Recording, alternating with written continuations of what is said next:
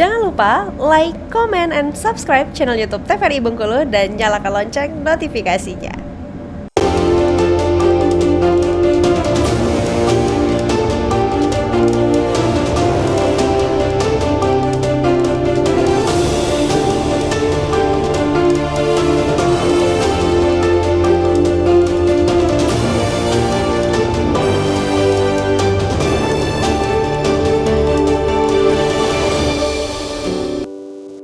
Assalamualaikum warahmatullahi wabarakatuh. Selamat sore pemirsa TVRI Bengkulu dimanapun Anda berada. Senang sekali di sini berjumpa kembali bersama saya Aldila Vidya dalam program Perendo. Dan hari ini di edisi Senin 21 Oktober 2024. Pemirsa, kita akan berbicara kembali ini mengenai pilkada yang sudah berada di depan mata kita pada saat ini dan tidak menutup kemungkinan bahwasannya memang tentang betapa krusialnya peran para generasi muda dalam partisipasi pilkada 2024 mendatang. KPU sendiri mencatat bahwa sebanyak 56% data pemilih dari total keseluruhan adalah para generasi muda, dan hari ini kita akan melihat mengeksplorasi tentang bagaimana suara para generasi muda ini dapat membentuk hasil pemilihan dan juga arah kebijakan ke masa yang akan datang, khususnya juga bagi di Provinsi Bengkulu. Kita akan bahas bersama dengan kedua narasumber yang sudah hadir di sebelah saya di TVRI Bengkulu pada hari ini. Kita sapa terlebih dahulu di perwakilan langsung ya dari generasi mudanya dari Presiden Mahasiswa Universitas Bengkulu. Selamat sore Mas Ridwan P. Huta Suhut, bener ya? Sore, Pak. Iya, ini panggilannya yang mana nih? Oke, biasa teman-teman manggil kita namanya Ridwan Parlang Huta Suhut, ada Mas Bilang kan. Teman-teman media dan lain-lain biasanya manggilnya Ucok, Mak. Oh, jauh ya dari namanya. Orang Medan tadi kan, Pak. Saya udah expect-nya Rido tadi panggilannya. Tapi saya udah dikenalnya Ucok dari kalangan-kalangan. Ya kalau kita aksi gubernur bahkan manggil kita Ucok juga kan, Pak. Oke, Bang Ucok nih. Ya. Oke, gimana Bang Ucok kabarnya hari ini? Alhamdulillah baik ya, Pak. Selalu bersemangat kan untuk Bengkulu kan. Oke, selalu semangat. Presma harus selalu semangat gitu ya untuk membangkitkan semangat mahasiswa lain gitu ya. Oke, baik. Pemirsa, kita juga sudah dari langsung nih dari masyarakat fitnah anti fitnah Indonesia Bengkulu, dari Mafindo Bengkulu sudah hadir Mas Iyut Dwi Marsito. Selamat sore Mas Iyut. Selamat sore. Wah, ini kalau sama Mas Iyut sudah sering ya berkeliaran di media-media nih, media manapun nih kayaknya udah sering nih lihat muka Mas Iyut. Karena orang media juga. Karena orang media ya. Hari ini kita berjumpa kembali. Mas Iyut, gimana kabarnya hari ini? Kabar baik, alhamdulillah ya. Alhamdulillah. Kayaknya cakepan ya hari ini. Oh gitu. Oke, baik. Mas Iyut dan juga Bang Uco, nih kita berbicara mengenai pilkada 2024 ya. Ini peran generasi muda atau generasi Z lah ya. Saat ini kita kenal ada generasi Z, ada generasi milenial juga nih. Generasi muda lah kalau kita rangkum ini ya. Sebenarnya kalau kita melihat, ke Mas Iyut dulu deh mungkin. Saat ini mungkin realitasnya dari kacamata seorang Mafindo, tim Mafindo atau tim media lah ya, melihat realitasnya para generasi muda ketika berhadapan langsung dengan pilkada mengenai dunia politik itu seperti apa sih saat ini gemaknya? Iya, Lala, jadi kita lihat data dulu ya. Kalau data tadi disebutkan bahwa jumlahnya hampir 56% ya. Untuk pemilu di Bengkulu ya, dan itu juga sama ketika Pilpres kemarin. Dan pilkada ini juga hampir sama jumlahnya. Kalau menurut Ketua KPU kemarin menyampaikan bahwa gabungan antara Gen Z dan milenial ini sekitar 350.000 jumlahnya ya? Okay. Untuk pemilih di Bengkulu. Dan ini sangat menentukan kemenangan ya kandidat. Jadi, namun untuk merebut suara Gen Z ini juga tidak mudah. Karena tadi disebutkan perilaku. Gen Z ini ternyata sampai sekarang ini cenderung masih belum menentukan pilihan malah. Jadi masih berubah-ubah, masih memantau gitu. Dan ada juga yang ikut-ikutan dan lain sebagainya. Dan bahkan cenderung untuk tidak memilih juga besar. Betul, Karena betul. ini harus menjadi perhatian kita semua, termasuk Mafindo, concern agar pemilih pemula ini dia aktif atau menentukan hak pilihnya pada pemilu nanti.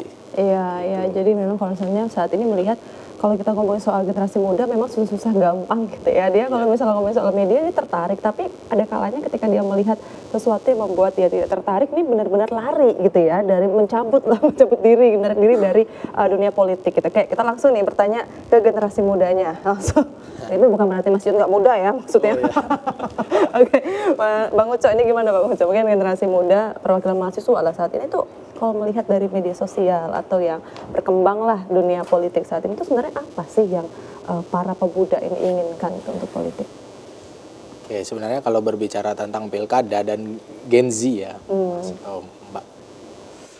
Kalau kita melihat ya realitanya bahwa di lapangan ada keacuhan terhadap pemilihan ya, terhadap demokrasi di Bengkulu, bahkan di se-Indonesia kemarin kan. Nah, karena apa? Karena ya dari edukasi pertama kan. Edukasi itu tidak sampai kepada pemuda kan, tidak menarik dan lain-lain kan. Dan yang kedua tentu karena memang ya nilai politik di Indonesia tersendiri kan. Itu kalau realita. Tapi kalau soal keinginan ya tentu Gen Z itu kalau berbicara tentang keinginan pilkada ya tentu ingin mendapatkan pemimpin yang terbaik kan. Cuman sekarang kan karena keacuhan tadi ya banyak sekali lah yang orang lebih memilih golongan putih lah dan lain-lain kan, bahkan tidak ingin memilih kalau tidak ada uang dan lain-lain kan. Jadi pikiran apa ya, kacamata Gen Z terhadap pemilihan itu adalah sekarang uang ya, kalau kita lihat presentasi mungkin besar kan. Nah tapi ya banyak faktor yang membuat Gen Z sekarang itu malas atau membuat Gen Z itu tidak ingin tahu perkembangan negara atau perkembangan demokrasi di Indonesia ya. Yang pertama yang ditampilkan oleh calon atau kontestan itu tidak substansial gitu kan. Jadi beberapa kali kita dorong kan bahwa substansial, tapi pada kenyataannya substansial itu memang ada, tapi persentasenya hanya sedikit. Kalau yang dulu substansial itu nomor keberapa, sekarang karena udah ditunjukkan kan substansial, ada sedikit gitu. Nah, tapi lebih banyaknya ya serang menyerang dan lain-lain. Jadi membuat Gen Z itu malas juga gitu kan.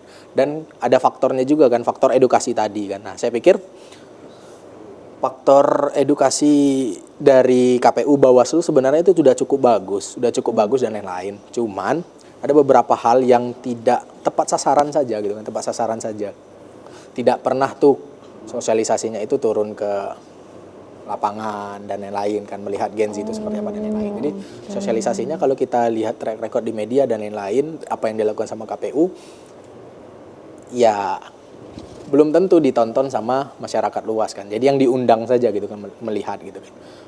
Mungkin itu saja paling keinginannya dari dua tadi kan. Nanti ngobrol lebih lanjut. Oke, baik. Artinya kalau kita dengar ya bersama dari curahan hati Gen Z, ini sebenarnya ingin para kontestan politik dalam hal ini mungkin ya, ini untuk lebih dekat gitu kepada para Gen Z gitu maksudnya Bang Uco? Ya, kita kebingungan dengan kalimat pesta demokrasi itu seperti apa. Apakah ini kita harus serius, dalam pesta ini kita harus serius memilih pemimpin yang seperti apa, atau hanya senang-senang saja karena bahasanya pesta. Nah, itu sempat kita kaji, kita kebingungan dengan nama itu kan.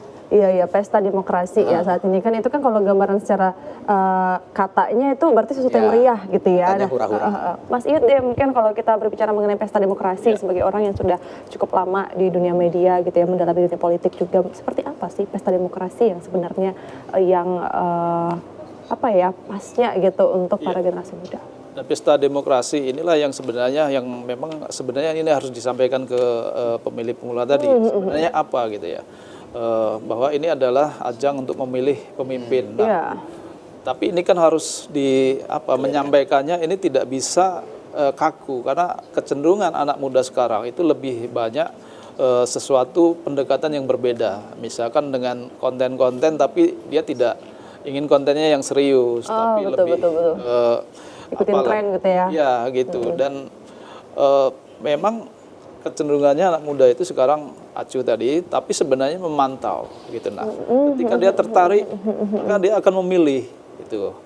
Nah, tetapi kita juga harus melihat bahwa tadi saya bilang Gen Z ini itu masih bisa dikatakan generasi modi ya. Jadi berubah-ubah. Hari ini mungkin pilihannya A, besok B, dan mungkin ketika di hari H tidak akan menyoblos. Karena itu telah tadi KPU mungkin yang disampaikan, dia harus menggunakan pendekatan yang berbeda. Karena di sekarang tuh era digital, semua menggunakan media sosial dan itu harus dimanfaatkan untuk sosialisasi dengan pendekatan anak muda sekarang. Jangan justru yang disajikan itu saling mencaci, saling menyebar hoax, itu akan menambah